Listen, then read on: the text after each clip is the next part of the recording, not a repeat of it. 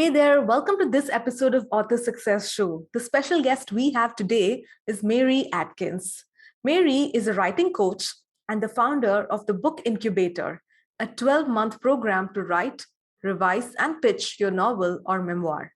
She is the author of the novels When You Read This, which is an indie next pick. It's also the best book of 2019 by Good Housekeeping and Real Simple. Her next novel is Privilege, which is a today.com best summer read. It's also been featured in New York Post as the best book of the week. And her latest book, The Palm Beach, has been recently named as one of the New York Post's best book of 2021. Her books have been published in 13 countries, and her essays and reporting have appeared in the New York Times, The Atlantic, Slate, and more. I'm really excited to find out a lot about novel writing and how to get published traditionally by a Big Five publishing house from Mary. Hey, Mary, welcome to Author Success Show. So happy to be here. It's my pleasure to have you on the show, Mary. I'm just curious to know, how did this lawyer become a full-time author? Painfully. I had always wanted to be a writer since I was a little girl, since I was in seventh grade. But I also was always really interested in law. I mean, I'm fascinated by policy and social work. I majored in public policy in college, and so it was a natural segue for me to go to law school. And I loved law school. I like being a student. I like learning. I'm fascinated. I read all the time. I love being. I would be a professional student if I could. But when I got into the real world of practicing law, it was not a fit, and that was pretty clear to me right away. I only lasted 7 months as a lawyer, not very long at all.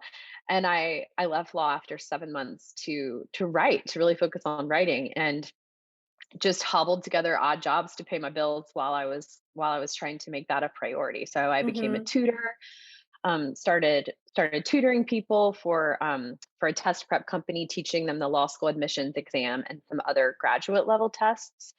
And that work was really, really great for me because it enabled me to have time to write, but it also taught me how to teach people. So by the time Yeah. I became a writing coach, I had learned so much about how people actually learn and how to motivate people and how not to overwhelm them and how to help them set goals and reach them. So it turned out to be like a really valuable thing for me that I didn't even realize at the time. Yeah, a lot of times we don't realize it when we are doing it, but years later, when we join the dots, we kind of realize that everything happened for a reason, right? Yeah, exactly. I just took that tutoring job because it literally paid me enough to pay my rent so I could quit my law job. Hmm. But then it turned out to be something that really has shaped my life going forward because I learned how to Mm. teach and I love teaching. So yeah, exactly what you just said. It turned out to be something really good for me. Right. So, how was the first experience of publishing your book? Surreal. It was really my Mm. first book came out in February 2019, and I had been writing it for 6 years. So it felt like a really long time coming. Mm-hmm. Um, uh, but also like a kind of a dream come true, almost like a wedding that you've been planning for 6 years. You're like, it's finally here. So it was great. I had a book tour that I went on, and I spoke at a bunch of bookstores, and I had a few launch parties in New York where I was living at the time, and I connected with readers like all over Mm-hmm. the world. And with editors all over the world. Like I got to know my editor in the UK, and I got to know my editor in Sweden um, and Germany even. So it was very cool. It was great. Awesome. So, was that a novel? What was it about? Yes, that was a novel. That was so the three books I've published have all been novels. Mm-hmm. And I primarily work with writers working on fiction. I also work with writers working on memoirs. So but Mm. every writer I work with in my program is working on like a long form narrative book. Mm. That's really my focus. So my books have all been novels. they're fiction. And the first one was called When You Read This, and it was about a woman who by page one she's already died. So Oh. we're kind of hearing from her from the grave through a blog that she left behind, exploring the fact that she was facing death. So she gets this terminal diagnosis when she's only 33, and she feels like her life hasn't started yet, but now it's over. Like she's hasn't done the thing she wanted to do. She wanted to start a bakery and she hasn't. She wanted to have a family and have kids and she Mm. hasn't. And so in this blog she grapples with what it's like to face the end of your life when you feel like your life hasn't even begun yet. Mm. And that was a question I was really interested in exploring myself just personally. And Yeah. I did it through this fictional character.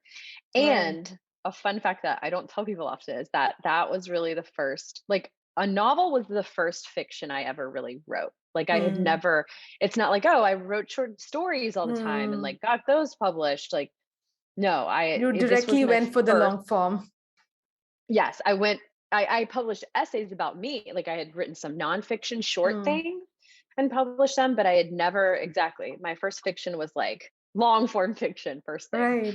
Yeah. So what's interesting for me is your first novel took you 6 years, but in the last Hmm. couple of years, you've published more books. So Hmm. how has your process evolved, Mary? Yeah. Um, I love this question. This is my favorite thing to talk about is process. So I got a lot more efficient at Mm. finding the process that works for me, and that's why I started teaching because I believe in it Mm. now. So the my second novel sold based just on a proposal. So the publisher bought it based on like a short description of the book, Mm. and it sold the night that I had a baby. So it was like, which was very Mhm. exciting. It was like a very exciting 24 hours, but it also meant that I then had to write the book while I had a newborn at home. And so, like, the process I was using for 6 years to write a book in 6 years wasn't going to work Yeah. anymore. So I had to come up with a new process. So I got a lot more efficient. And one thing I did was I now do this and I now teach this. I handwrite my first drafts. So Mm. I write them by hand, and it sounds like it would be a lot slower, but for a lot of people, it's actually a lot faster because it helps you get out of your way. Mm. Like it helps you get, it helps you set ego aside and just let the words flow and get it down on paper. And I think this might be different for like, you know, you and I, we were just talking about like, we kind of like, I teach primarily like fiction writing, and with fiction writing, Mm. so much of it is like just kind of being open and discovering the story as you go. You don't want to Yeah. do a whole lot of planning. And I think that's really different than a lot of nonfiction writing, you know? Yeah, absolutely. So I think for fiction, the handwriting can be really good because you really just kind of want to get out of your own way and let your imagination take off. So Mhm. that was my secret thoughts for the last two books because it allowed me to write each of those in about, like, a first draft I wrote in about 3 or 4 months, and then the like had revised and had it ready to Mhm. go in about a year. Awesome. So, at what point did you realize, Mary, that you shouldn't keep this skill to yourself, but you should actually become a coach and help other authors? I love that question. It was after my first novel came out, a few months Mhm. after it came out. And I had gone on this book tour and I was talking to people and talking to all these people I was meeting, these readers. But what I found is that a lot of people were also like aspiring writers. And they would be like, Mm. how do I write a novel? Where should I get started? And it was this weird experience where I felt like I couldn't actually recommend Mhm. many of the writing classes I had taken, which sounds Mhm. terrible, but it was like, I kind of felt like I had managed to do it in spite of those classes, not because of Not those because of them. classes. Right. And which was a weird feeling because I would want to give these people advice, but I couldn't refer them to anywhere. And Hmm. so I remember really specifically, it was like with my son in a stroller going on a walk in June Mhm. of 2019, and thought, what if I just teach people the way I do it now? Like Hmm. what if I create the program that I wish I had had? Hmm. uh, that would solve this problem. Like I wouldn't have to refer people anywhere. I could just teach them in a way that I think will actually work for them. And I had had all this tutoring, like all this tutoring and teaching experience. So I knew things like you can't overwhelm people with too much information at first. Hmm. Like you have to make people have to make schedules that are realistic for for the lives that they have. Like they Hmm. can't, most people can't write for 2 hours a day. That's just not realistic. Like maybe they Yeah. could write for 30 minutes a day, but like how Hmm. can we make that work? Um, so I got really excited about it and just decided to go for it. And it's been awesome. I love working with writers. I love it as much as writing. So when I went through your website, Mary, I saw something very interesting. You talk about the 5 successful writing goal types based on a writer's personality, because no two people are the same. And so I'm really Yeah. glad that you're not forcing your students to just follow one method, but you're actually giving them 5 different writing goals. So what are they? Yeah. Okay, so great. So I love talking about this. So one of them is just word count. You know, a lot of us, especially when we're using a writing Mm, processing software, you can just see the word count going up in the corner. And so a lot of people say, I'm going to write 1,000 words a day, you know, or mm, I'm going to write 2,000 words a day. So that's one type, and that totally works for a mm. lot of people. But I have found that it doesn't work for everyone. Like Yeah. there have been times in my life it's worked for me, and other times when I find that stifling. Mm, So I like to share some other types of goals that you can also use. Okay, so there's word count, but there's also page count. And if you're writing mhm, by hand, this is much more practical. So for mm. my fiction writers, a lot of times who are writing by hand on their first draft, Right. they'll say, I'm going to write 5 pages today by hand. I'm going to write Mhm, 5 pages in this notebook, or I'm going to write, if mm. I'm feeling really ambitious, I'm going to write 10 pages in this notebook. And they don't worry Right. about word count. It's just page Mm. count.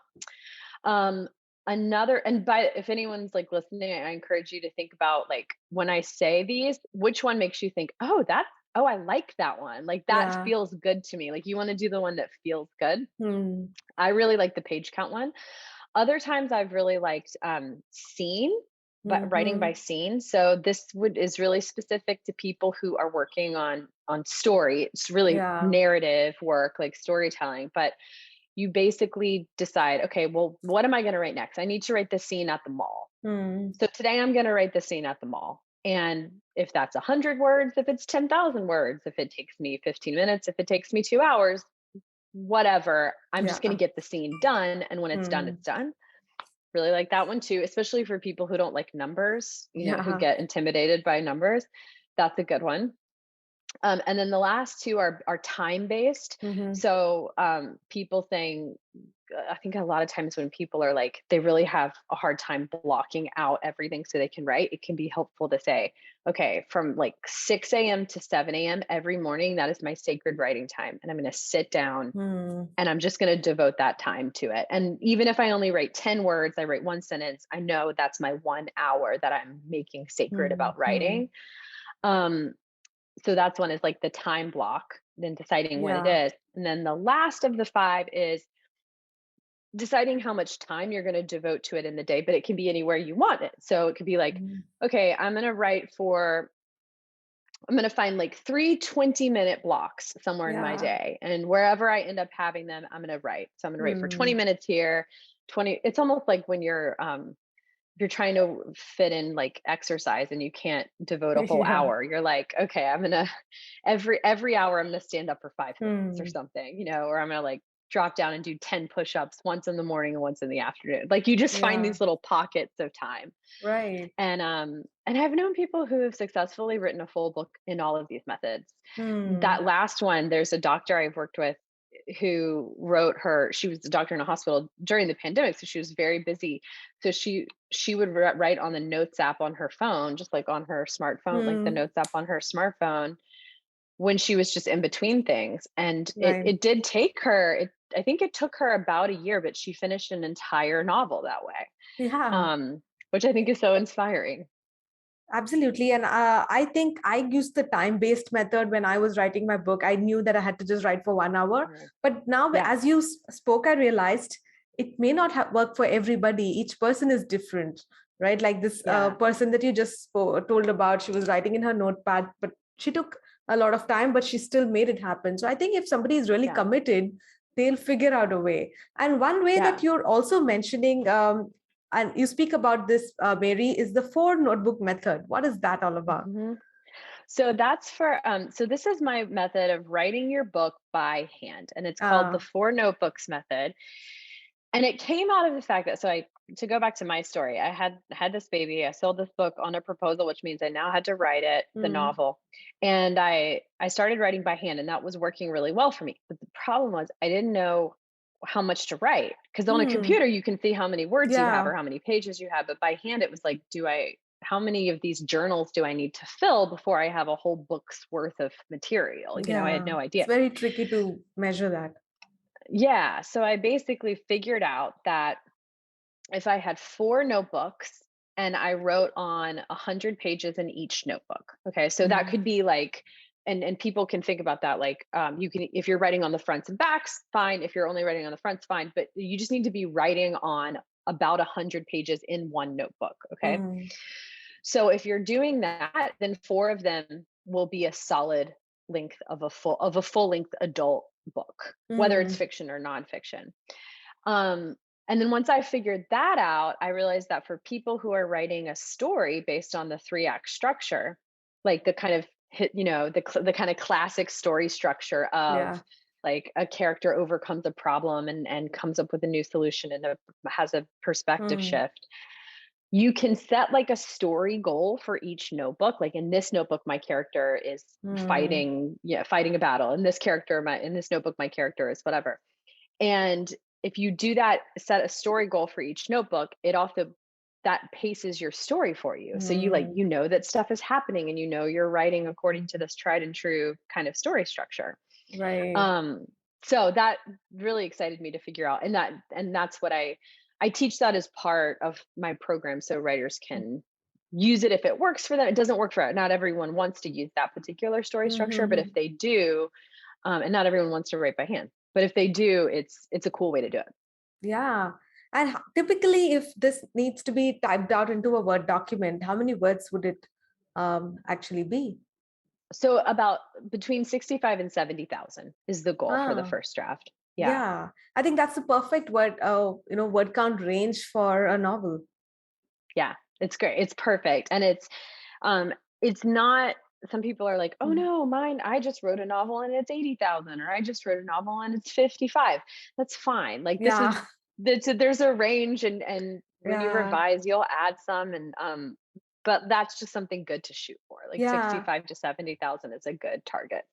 The problem is when we get some clients, Mary, who come and say that I have written 160,000 words. I know it's too much. I don't Yeah. feel like breaking it into 2 or 3 books. Can you help me Yeah. cut it down to 60,000 words? And it's such a pain. But I wish they Yeah. had this notebooks method kind of a structure while they were writing so that they knew where they were heading before Yeah. reaching 160,000 words or whatever.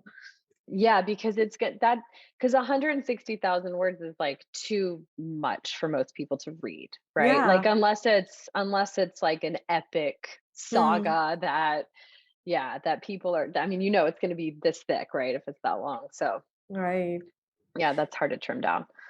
The other thing I wanted to ask you, Mary, now slightly moving away from writing to the publishing part, I have a lot of experience with self publishing, but very limited knowledge about traditional publishing with publishing houses. But you've managed to done that very successfully, and you're helping your clients do that as well. So, how did you get your first book deal? It's so fun. You're right. And I know nothing about self-publishing. So I want to pick your brain Mhm. about self-publishing next time. I got my first book deal by, so the typical way to get a kind of traditional book Mm, deal where the publisher buys your book is first try to get a literary agent, and mm, your literary agent is going to be the person who sells who pitches and sells your book to a publisher. For mhm, me, that was the hardest part. I pitched literary agents, meaning I sent them emails just introducing myself and my mhm, project, um, for several years actually, before, because my project also wasn't ready, which I mhm, learned slowly, but I did it for several years before finding my agent. And then once I found my agent, it was a lot easier from there, because then you have a professional in the industry who's kind of like mhm.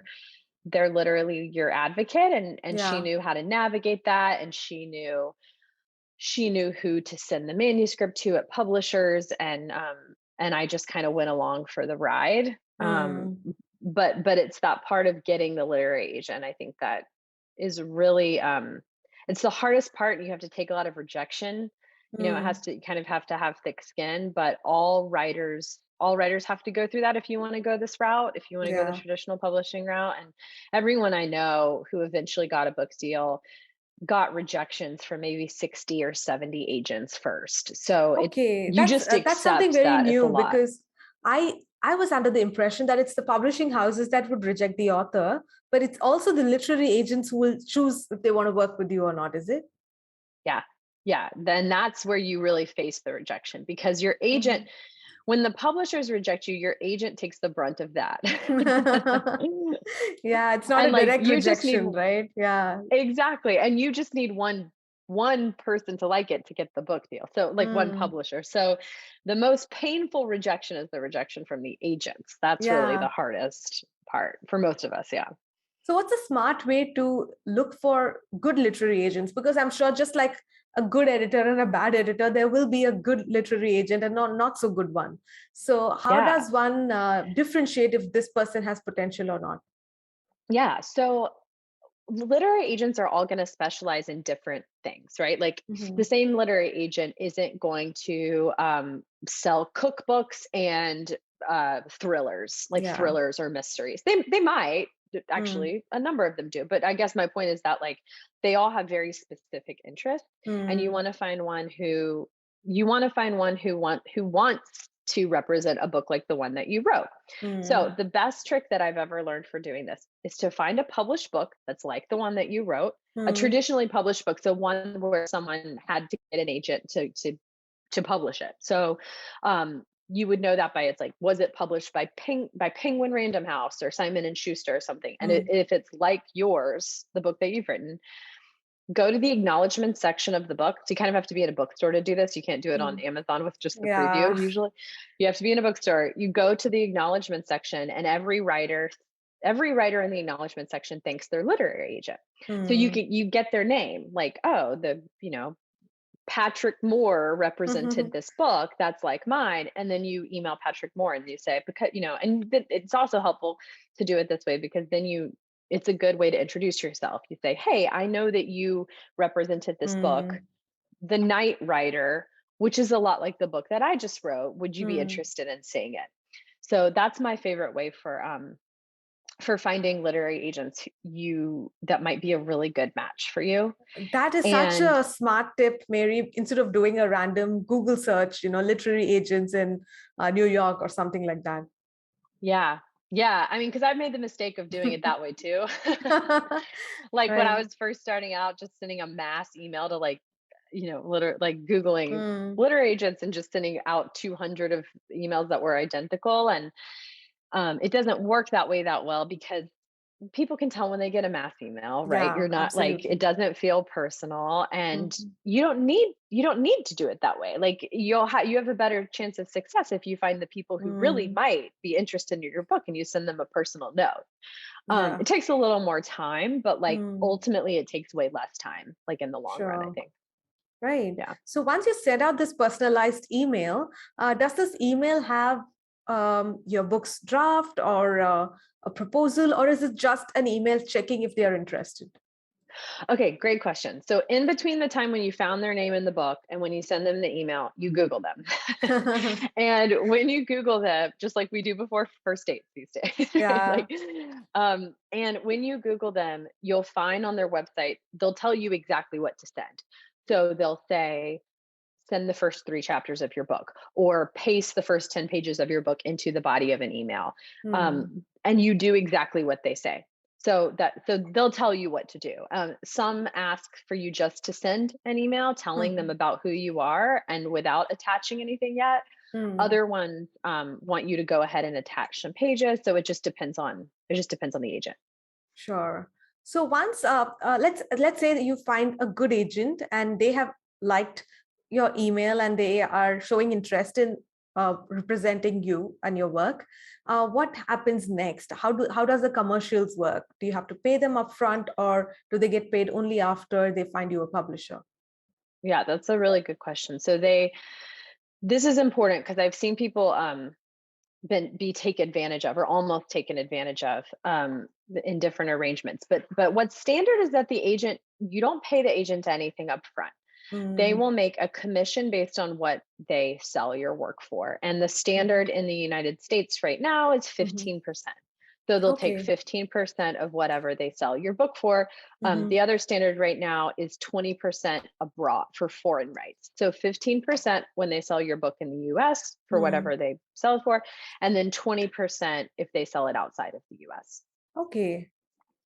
And typically, how long does it take to get that publishing deal from the day you start working with a literary agent? It can be anywhere from 2 months on the short end Mm-hmm. to 18 months on the long end. I think it depends on how much work the agent wants to do with you on the manuscript. When I got my Uh-huh. literary agent, she had things she wanted me to work on the manuscript still. So even though I had been working on it for 7 years, she found more stuff she wanted me to fix. So that took me a while to like get it up to the Mhm. standard that she wanted it to be for us to sell it. Once Mm. she sent it out to publishers, it was about 6 weeks. So I think you can expect 4 to 6 weeks once it goes out to publishers. It's just a matter of how much work the agent thinks it needs in the meantime before that. Right. So an author needs to be open to make changes to their work based on the inputs that a literary agent gives, because ultimately it's for everybody's benefit, right? So you shouldn't be too Yeah. close to your manuscript saying, I can't do this and I can't do that. Yeah, exactly. Like I very rarely do I know of situations where the agent hasn't had some kind of note for the writer. Like, we need Mm. to open the book we need to open the Yeah. story at a different place, or we need to change this one Hmm. thing. So it does take some humility around like being receptive to feedback. Yeah, Sure. that's a great point. So once you get the first publishing deal, like a yes from a publisher, what does the deal look like, Mary? Like, what is it that you give away to the publisher, and in return, what do they give an author? Yeah. So you'll get a contract, and the contract will be very long. And you may not want to read the whole thing, but you probably should. Um, and the contract will lay out the terms of your agreement. And Mhm. honestly, like, I've read all my contracts, but I couldn't even right now tell you the details of what some of them say. But essentially, what you're giving away, you're giving this publisher exclusive rights to publish your Mhm. book Mhm. for a certain period of time. They'll say what that period of time is in the book. Maybe it's like a certain number of years, maybe it's forever. But they have the exclusive right to publish your book, and in exchange, they're paying you X amount of money. And what the kind of typical way it happens right now is that you Mhm. will be paid an advance on your royalties. So your royalties are like how Mhm. much you'll make on every book that's sold, Yeah. but you're given an advance, and the Mm. advance on your royalties is money that, as long as you fulfill your end of the bargain and actually write the book and turn it in, you get to keep that money whether or not your book sells that well. So like, Mm. even if your book never sells a single copy, you get to keep your advance money because you turned the book in and that was your end of the deal. So that's why advance money is like really valuable to writers in this way, because Yeah. we get to keep it no It's matter how well our guaranteed. book sells. It's Mm. guaranteed income, right? Again, guaranteed as long as you turn the book in. I keep saying, Yeah. like, if you don't turn the book in, you don't get, but like, turn the book in and you get to keep the money. But by that time, most So of the book should be written, right? So turning in exactly, shouldn't right. be a big problem.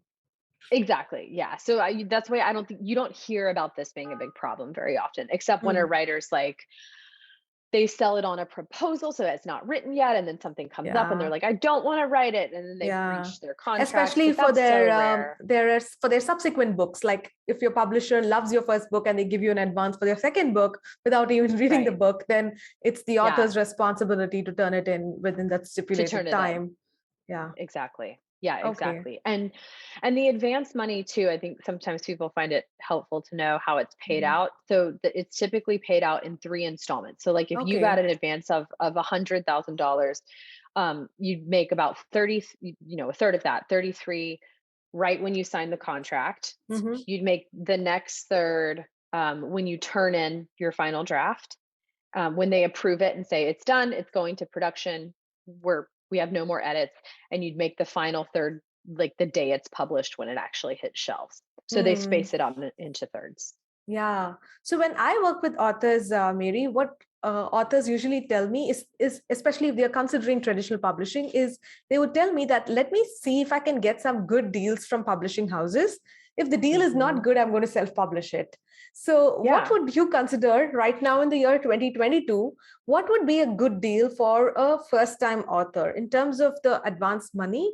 What do you think Yeah. is a good range that one should aim for? And anything below that, you would turn it down and just go for self-publishing? Great. Okay. So I actually did a bunch of research on this last year because I couldn't find any good info on advanced sizes. Uh-huh. So I like dug up all this data and did some author surveys myself and found out that what I found was that the average advance for a big publisher, so one of the big five publishers like Mm. Penguin, Random House, Simon and Schuster, Hachette, and HarperCollins, Mm. is about $60,000, 60. Mm-hmm. And the average advance for a smaller publisher, like a smaller independent publisher, is about $25,000. Mm-hmm. So that's kind of what, if you're just looking at averages, Yeah. that's what you can expect. No, I've a much more thorough breakdown of all those numbers if anyone wants to look on my website.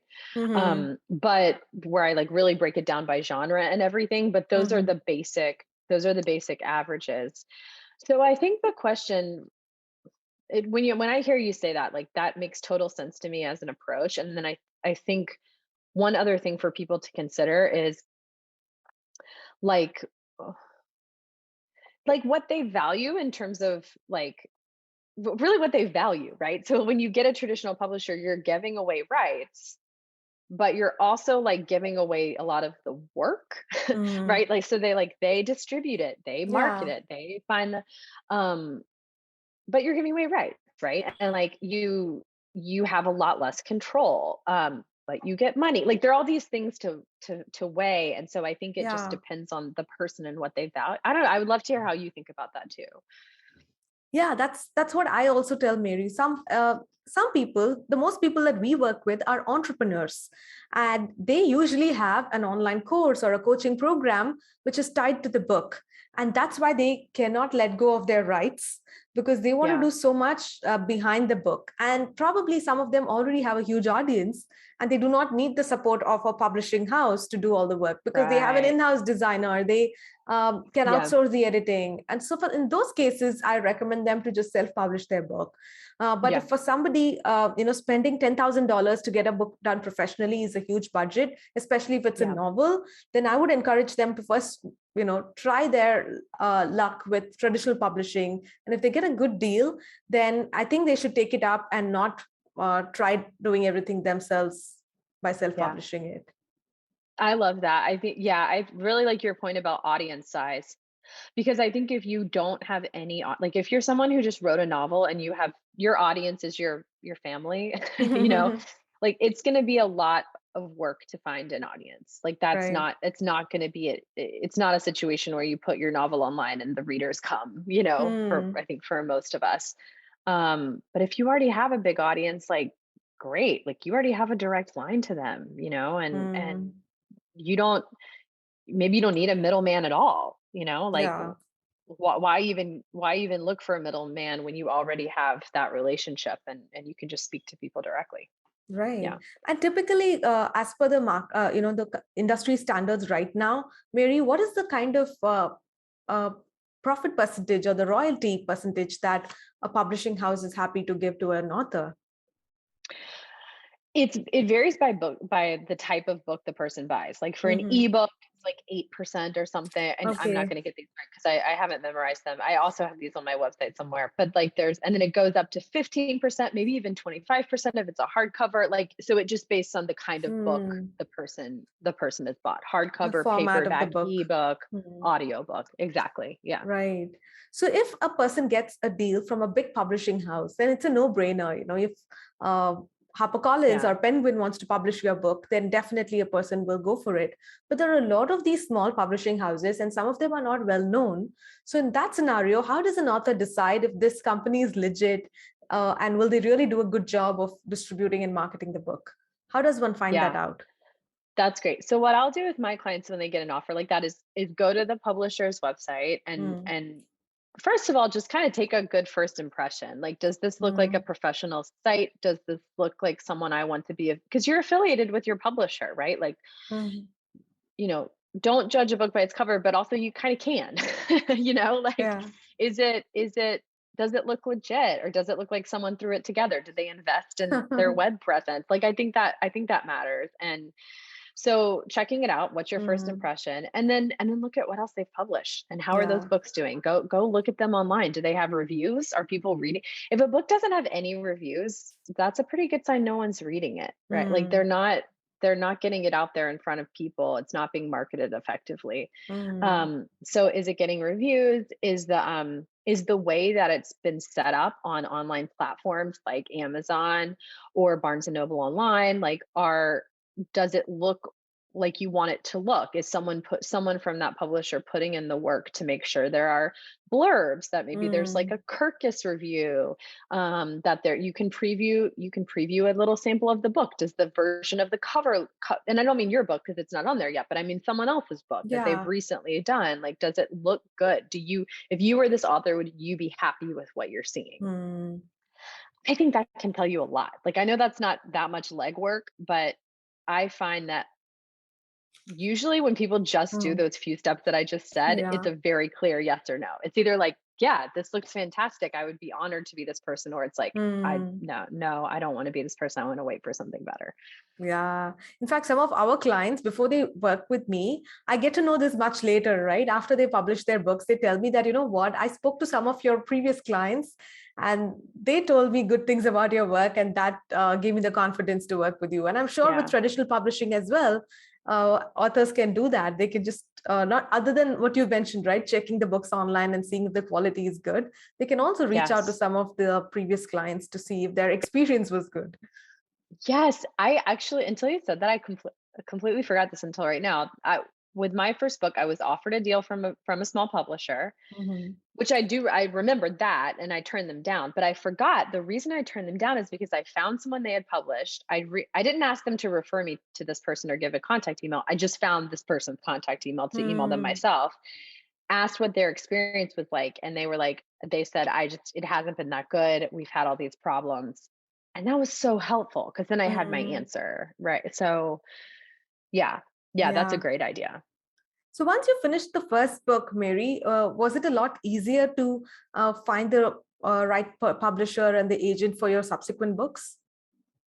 Yeah, it's all easier after that first one. It's Mm, breaking into that first one is the hardest, because then you have relationships, yeah. and if the first one has gone well, there's a high likelihood that your same editor will want to publish your next book, and you get to, like, Hmm. I worked with the same editor on all three of my books, so, Yeah. like, she's bought all of my subsequent ones, and that's pretty common. So, yeah, it's just that initial breaking in. I think that's the Hmm. hardest for a lot of people. Awesome. So could you now tell us a little bit about the Book Incubator program that you have and how can authors benefit from that? I would love to.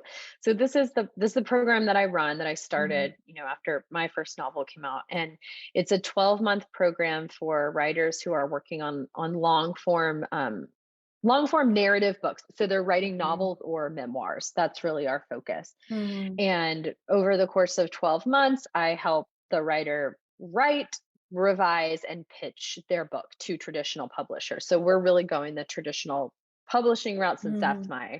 my area of expertise. Right. Um, and it's supposed to be, I designed it to be a kind of one-stop shop. So it's like the last writing class you ever need. We have editors who edit your book for you. We have a sensitivity reader if you need to have someone review characters you wrote who are different from you background wise. Hmm. We have weekly live meetings. We have a whole curriculum. So it's meant to cover all the Hmm. bases, and help people find literary agents too. So get over that last big hurdle. Wow. And this is spread across 12 months, right? 12 months. Yeah, it's a year. And then some people want support after a year, so Hmm. there's the option to extend too. I mean, Right. actually about half of our people decide to continue, um, because they've just, they like the level of support, and they want to Hmm. start writing their next books, but they keep Yeah. going. I love what you've put together, Mary, especially because you've been there, you've done that, you've made the mistakes and learned from them. So I'm sure this program is going to be super useful and comprehensive for all the aspiring fiction novelists, especially. So where can people find out more about you and your work? Yeah, thank you. They can go to my website, which is maryadkinswriter.com. And it's Mhm. Atkins with a D, like dog. Not the diet And Atkins, yeah. not, yes, not the diet Adkins, not the tea guy. Mary Adkins writer, like writing, not like riding a horse. Maryadkinswriter.com. And yeah, and they'll see all kinds of information about the book incubator there. And also on my blog, they'll find information about if they want to look at that post. Um, I think it's called How Much Can an Author Expect to Make? And that really breaks down all of those numbers on Mhm. book advances if they'd like to see more about that. Fantastic. I'm going to have all the links right below in the show notes, Mary. What would be your final word of advice for all those people who are still thinking about writing their novel someday and they're just not making it happen? Yeah. Okay. My final word of advice is it doesn't have to take you hours a day. It doesn't even have to take you 1 hour a day. Like you can do it in 30 minutes a day, 5 days a week. And not only can you do it, you could probably, if you do 30 minutes a day, 5 days a week, you could have a draft in 5 months, 5 or 6 months.